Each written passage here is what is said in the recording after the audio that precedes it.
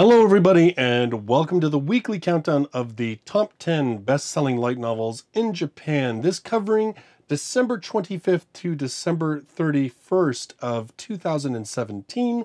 So it's the first week of 2018 and we're covering the last week of December. Although it's kind of nice that it worked out perfectly that it's exactly the last week. So next week we'll be starting January 1st. So this week's list, we see about half of the list switch around. Not quite the huge change that we had last week where only one title remained. So let's get right into it. At number 10 with 7,163 copies sold, it's volume number 7 of Date Alive Encore. Now this of course was on the list last week. This is the series of spin-off sort of side stories to the Date Alive series. We do not have any English releases of the Date Alive light novels, whether it be the main series or this spin-off sort of side stories. There was an anime that came out a couple years ago, but that's pretty much all we've gotten. And we've said it numerous times on this channel that it's kind of weird when we have a series that's obviously this big and this popular that there's just absolutely no talk outside of fandom of this thing getting licensed. So I don't know. I don't know whether we're ever going to see this series. I don't know, again, like we always talk, is it politics? Is it money? Is it, you know, just the publisher's wishes, the author's wishes? Like, who knows? Who knows what it is? That's one of those things, mysteries of the light novel licensing industry that I wish I could get clear answers to. At number 9 with 7,553 copies sold, volume number 9 of Seirei Gensouki. Now this has appeared on the list before. Amakawa Haruto is a young man who died before reuniting with his childhood friend who disappeared 5 years ago. Ryo is a boy living in the slums who wants revenge for his mother who was murdered in front of him when he was 5 years old. Earth and Another World, two people with completely different backgrounds and values. For some reason, the memories and personality of Haruto, who should have died, is resurrected in Ryo's body. As the two are confused over their memories and personalities fusing together, Ryo, brackets Haruto, decides to live in this new world.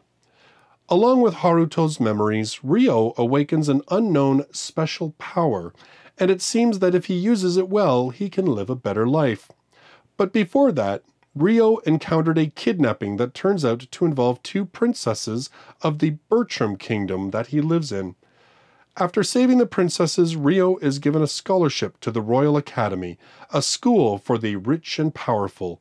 Being a poor orphan in a school full of nobles turns out to be an extremely detestable place to stay in.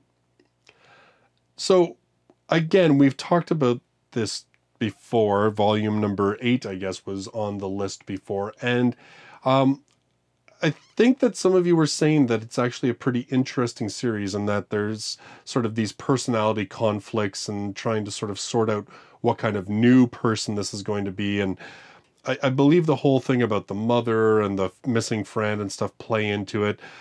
It sounds like kind of an interesting series in terms of like when you're talking like the resurrection type, Isekai type stories, having your personality, your memories sort of resurrected, but in an existing person, and having to almost compete or find peace with those memories. Like, it's very interesting to me. I kind of wonder, again, I can't recall if we discussed this specifically, but I do kind of wonder if the book is written in a way that the two kind of compete with one another, like if it is literally like two people being almost like a split personality, or whether it's more of a, there's a dominant one who is able to access the memories and everything else of this other person. I'm not too sure.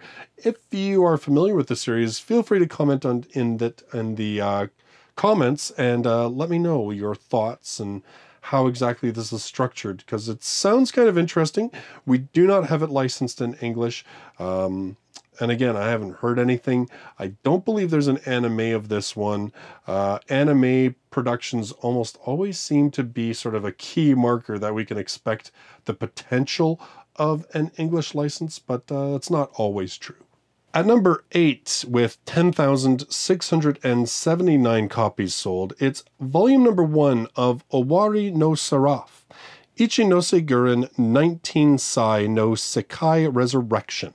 So this is also Seraph of the End, Guren Ichinose, World Resurrection at 19. Now, we do not have this licensed in English yet. Kind of an interesting thing. So this is a sequel to the prequel of Seraph of the End, the manga. Now, there's also been an anime, the manga, the anime, both available in English. And Guren Ichinose Catastrophe at 16, which sort of details the end of the world, that it sort of shows you how the world came to be when you get to Seraph of the End, the manga. It is licensed in English, kind of. It's kind of a weird thing. So basically, there were 6 volumes of Guren Ichinose Catastrophe at 16. And those were released by Vertical in 3 omnibus volumes. So they collected, so volumes 1 and 2 and volume 1, volumes 2, 3 and 4, and then volumes 5 and 6. But the weird thing is, in Japan, there was a volume 7, which we have yet to get in English, and there hasn't even been any kind of whisperings about whether we would get it in English. And now I came into that series primarily reading it because of this channel, and because I was curious about this whole Seraph of the End. I thought, you know, a world filled with vampires and humans using mystical weapons or whatever to try and fight back sounded kind of cool. I really liked that series, actually. I've been kind of disappointed that we didn't get the final part of it, volume number 7. And now this is the sequel to that. You can sort of tell by the title, World Resurrection. There's not a lot on this because it's just been released, but generally the idea that I get is that, so this is now 3 years after that original series, and I'm guessing this is sort of dealing with how the human resistance is kind of trying to build itself in order to find a place for humanity and in order to try and retake the planet after sort of the disaster that occurred in the first series. So kind of a cool series, like I said, sort of a weird English licensing kind of history to it. I almost wonder, and now this is pure speculation on my part, but I almost wonder if we might see volume 7 combined in like an omnibus with volume 1 of this sequel series if it gets licensed. That would be kind of cool. At least we'd be able to continue the whole thing. But again, there's been no word on anything. They've been oddly quiet about volume 7, even though, like I said, they did publish volumes 1 through 6. So I don't know where this stands. It's kind of a weird, situation, honestly. But I do, like I said, I would recommend Catastrophe at 16. I really liked it, actually. It was a really good series. At number 7, with 13,261 copies sold, volume number 3 of the ReZero Short Stories volume. Now, this was on the list last week. We were kind of talking about this. Some people have said that these really don't have tons of spoilers about sort of the ongoing series. They seem to focus on different characters, sometimes just even mundane things like, you know, a day in the life kind of stuff. There has been no announcement for this being licensed. Of course, the main series ReZero is licensed in English, and the spin-off series ReZero EX has been licensed in English, but we haven't heard anything about these short story volumes at this point. At number 6, with 13,291 copies sold, volume number 10 of Risou no Himo Seikatsu. This one not available in English. Summoned by a beautiful woman to a different world, Yamai Zanijiro is asked to marry her and make a child with her. Will he throw his life on Earth away for a sponger life with a beautiful woman? How does this series get to be 10 volumes long? You know what? If you're familiar with this series, I would be very interested to hear what this story is actually about. I mean, this was really all the description I could find between a couple of different websites. So I was kind of like, where does this go? How do you make 10 books out of this? Like, is the woman some kind of like evil magic user and he flees from her and then becomes part of some resistance against her or something? Or is it there's different girls on different covers, so I am suspecting somehow it becomes harem-esque. I mean, I have no idea what this series is about, and clearly no English license, no other source material that we have in English for this one, but it's just very curious sounding to me that it's like, you know, where does this series go? Like, if it was a single volume, I'd probably understand, but 10 volumes of this series, I'm very curious to see how that story is built out. At number 5, with 14,717 copies sold, it's volume number 7 of Arifureta, From Commonplace to World's Strongest. Now, this was on the list last week. This is a series that we do have in English. It's being released by J-Novel Club. Now, they have released up until volume 4 now. I'm a little bit behind. I've reviewed volumes 1 through 3. It is a very machismo-ish power fantasy type light novel series. Now, we are going to be getting a physical release. This is going to be done, the deal between 7 Seas and J-Novel Club. So it's J-Novel Club's translation, but 7 Seas will be releasing it in print and distributing it. That one is going to be released February 6th of 2018. So if you've been holding off, you've only got about a month to wait until you can start buying that series in print releases. And then, of course, there is an anime that's now been announced that is going to be releasing in April of 2018. So not too much longer to wait for that one as well. So yeah, again, this is one of those series that we are lucky enough to have in English. And because it's J-Novel Club, we're, in terms of the ebook releases, we're really not that far behind the Japanese releases at this point. At number 4, with 15,174 copies sold, Volume 7 of Isekai Cheat Majutsushi, aka Isekai Cheat Magician. No English license for this series. Taichi Nishimura is an ordinary high school student who warped in a different world. In the present age, he is just someone with good reflexes, but in the different world, he is in a regular existence. He wants to return to Earth, but first, he must survive. Along with his caught-up friend, Cheat Taichi travels to a different world. This is such a generic description of this series that I have zero idea about what it's really about. I mean, an average guy with good reflexes is summoned to another world where he's got a really great power, and now he's trying to get back to Earth. But the only thing that I find interesting is that it says it's along with his friend. So I don't know whether this is like I think it might be a female friend just based on the covers, but I'm not sure. And I really have no idea what this series is. I mean, like I said, it's an incredibly generic description, but this is the one that's been used on a couple of different websites. So I couldn't find a whole lot more about it. If you're familiar with the series, I'd love to hear, like, if you have an actual better description of what this series is actually about. Like, what is, I mean, unless it's a massive spoiler, is the ability super unique? Is it just, you know, once again, I'm just the best magic user ever, or, you know, maybe I have some kind of superhuman speed because of the whole reflexes thing? I don't know. Let me know in the comments down below if you're familiar with this one, because, like I said, incredibly generic description of this series that really doesn't tell you much at all. At number 3, with 15,933 copies sold, Arifureta 0, Volume 1. Now, this is the spin-off series of Arifureta. This is the story of what happened long before Hajimeru was summoned to Tortoise. Oscar Orcus is considered a third-rate synergist by most people. He spends his days peacefully working so he can send money back to an orphanage. All that changes when the whirlwind that is Milady Racin storms into his life.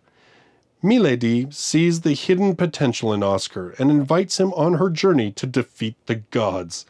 Oscar wants no part of any journey and he refuses, but Milady is persistent, and the situation changes drastically when the orphanage he wants to protect is attacked.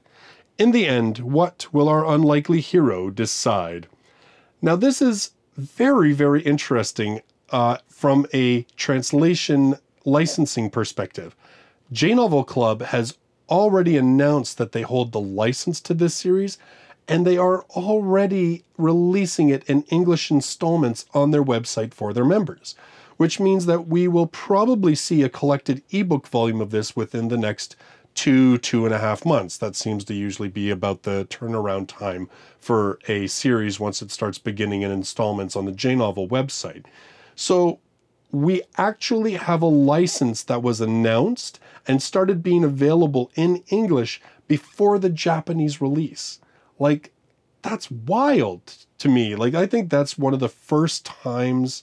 Is that the first time that I've seen that happen? Yeah, like Goblin Slayer was announced really close, but it was still... I think although the Goblin Slayer prequel that's supposed to be coming out the license was announced before it's even released in Japan. So that's probably similar, but I don't think that's even come out yet. So we're still waiting on that one. But yeah, I mean, again, this is J-Novel Club. You know, I have to hand it to them. So they're just over a year old. And I have to admit, when they came out a year ago or so, when they first came out, I wondered just what the longevity of that company was going to be. I wondered just how many titles were they really going to put out. And now they are one of the largest providers of officially translated English light novels. They've had some very unique titles that we probably would have never had the opportunity to read if it weren't for their company. Some of them now even getting physical releases because the ebook sales have proven to be so successful. And now we're seeing, you know, they were getting some A-list titles, titles that are getting obviously noticed in Japan, that are getting anime series. And now in this case, we see them licensing a spin-off series before it's even been released in Japan. So pretty phenomenal. You know, it's that kind of stuff that makes me really excited as a fan of light novels, and particularly, you know, reading officially translated light novels, that we do have companies, particularly, like I said, with J-Novel, because they are sort of a unique company, they are so flexible in terms of what they can do, and because they don't incur the initial huge expenses of print releases, they can turn projects out way faster. Most of their series now are starting to catch up to the Japanese releases. So, you know, it's not like, you know, I don't want to harp on Yenon because they've given us a lot of really great series. And, you know, really, they were one of the first companies to sort of lead the charge into this, you know, I kind of call it like light novel in English 2.5, right? The first movement back where Tokyo Pop kind of brought out a bunch and then folded, and we kind of lost a lot of series partway through. Yen brought on a couple of series, you know, Haruhi, Book Girl, Kieli. They had just a couple of titles, Spice and Wolf. And then all of a sudden, like, Sword Art Online seems to have been a major turning point. When Yenon brought out Sword Art, suddenly, like, Yenon was announcing a ton of different things. The official, like, Yenon was spun off as its own separate entity for light novel releases. So I don't want to trash on Yen. They've done a lot for getting us English light novels. But at the same time, it is a little discouraging when you're a fan and, you know, you're reading volume 4 and you know that there's another 20 volumes out in Japan, and with a release schedule of 4 to 6 months, you sit there thinking, like, I'm going to be reading this for like the next 6 years at the rate that things are going. I mean, I guess it makes great business sense for Yen, because it means that, you know, if they pick up a 20 volume series, they know that if they can get people hooked on it, that they've got an audience for like the next 5 or 6 years. But still, it's just, as a fan, like, it feels a little drawn out. So I do appreciate that J-Novel has such a quick turnaround, and that they're willing to take risks on newer series that don't have as many volumes and or that maybe a little bit quirky or different. So yeah, I mean, that's my little spiel on light novels, and sort of the state of things as they are right now. But definitely, you know, I've probably said it in other places, but it's a really great time to be a fan of light novels if you're an English reader. You know, I think back to when I first said that I was going to make, or made the decision that I was going to dedicate this channel to light novels, and that was because I sat there and I looked at it and I was like, you know, there's enough light novels that I could do at least a review a week. And now I do 2 reviews, 3 reviews if there's shorter volumes, and I still have no hope of keeping up with everything that gets released. And as much as sometimes that frustrates me, it certainly is a lot of fun and encouraging to see from a fandom point of view, and to sort of feel like in terms of English, we really are now at the point where I think the market's ready for light novels. Definitely, you know, the way that those releases have ramped up over even just the past year, you know, we're seeing a lot of progress made in this way. And, you know, we're not quite to the popularity of manga or anime yet, but, you know, that may very well come. Yeah, we'll see what happens. Anyway, I'll move on to the list. At number 2, with 24,173 copies sold, volume number 8 of Kagero Days. Now, I'll read you sort of the description that it starts off with. Shintaro Kisaragi's life as a shut-in would have been perfect if not for the cyber girl Ene, who lives in his computer. Upbeat and cheerful, she enjoys playing pranks, in complete contrast to his own apathy. It is due to Ene's daily antics that his keyboard breaks. The dread of not having the use of his computer is too much to bear, and he sets out to replace it. And so, in the dead heat of summer, Shintaro leaves his room for the first time in 2 years. However, this simple shopping trip takes a turn for the worse when the department store is threatened by a group of terrorists, and he is taken hostage along with the other shoppers. Tied up in this crisis, he meets the Meikakushi Dawn, an enigmatic group of teenagers with red eyes and strange powers. Seemingly brought together by chance, Shintaro must save the department store with their help. But the fates of these teenagers are more intertwined than they seem, and they are left to wonder whether their meeting was more than mere coincidence. Now, this series, I wanted to sort of get that read out of the way, because this one is licensed by Yen On, and volume 7 is out. In fact, it was released a while ago. I have done reviews on all 7 volumes. It is an interesting and quirky series. It is written by Jin, who is a Vocaloid musician, and the stories are sort of roughly based on songs that he's also done. This is like a really multimedia type series. So there are the light novels. There is a manga, which we also have in English from Yen Press. There's also an anime that was released under Meikakushi Actors. And then I guess there was also there's also been like a movie since then. And then, of course, there's Jin's songs. So it covers a vast spectrum of media. And I've heard from a number of people that in order to get the full story, you kind of have to take in all of it. I've really enjoyed the novels on their own. This one is the last novel in the series. Volume 7 was like a big cliffhanger, and it was released, I think, just over a year ago in Japan. So, I mean, everybody's been waiting for this for a while. So now this is the last one. Of course, we will get it in English because Yen does hold the license for it. But I imagine with it just releasing in Japan, we probably won't see it. I'm pretty sure I've looked at Yen's Press's website and they have releases right up to May and there's nothing about this. I wouldn't be surprised if it takes at least 6 months for us to see this. So I don't imagine we're going to see this before the summer anytime sooner than that. But still, at least we know the series is complete. We do have at least volumes 1 to 7, and we know that 8 is eventually coming, as opposed to where we were for a very long time that we were kind of like, I don't even know when this series is going to end. Finally, at number 1, with 28,992 copies sold, Volume 15 of ReZero. Of course, this was the #1 volume last week as well. I don't think we really need to talk about this series too much. Very, very successful anime. Thank you for the clarifications that apparently the anime covers up to volume number 9, but the anime skips a little bit of the end of volume 9, which I guess is a cliffhanger that leads you into volume 10. Instead, the anime had sort of like an original sort of ending, so it wasn't quite as brutal a cliffhanger. So it does cover most of volume 9, volume 10 being the sort of continuation.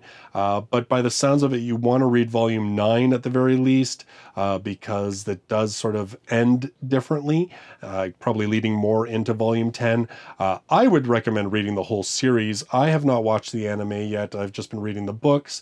They are fantastic. In fact, it placed very high on my top 10 of 2017 because of the strength of its volumes that I read in 2017. Volume 5 in particular, which is the most recent release. I believe volume number 6 is coming out at the end of February, which is thankfully not too long, but yeah, like volume 5 was phenomenal. Ended on a, wow, what a cliffhanger it ended on. A fantastic series. One of the few isekais that I usually, I almost constantly praise for the quality of its story, the quality of its characters, the quality of its writing in general. It's just a really, really well-crafted series altogether. One that I'm a huge fan of. So, I mean, not too surprising to see it doing very, very well still in Japan, of course. I think a lot of people are clamoring, hoping that there's going to be a second season. I mean, I know that it kind of had 2 seasons, but I think they always meant for it to be the 25, I think, episodes it was. So we'll call it a new season, but whatever. Anyway, a new season. You can call it third, second, whatever you want. But yeah, I think everybody's, really hoping that there's going to be more. In Japan, obviously we're up to volume 15, so there's enough material that they could at least do another 13 episodes, but I guess we'll just have to wait and see on that one. But definitely the books, pick them up.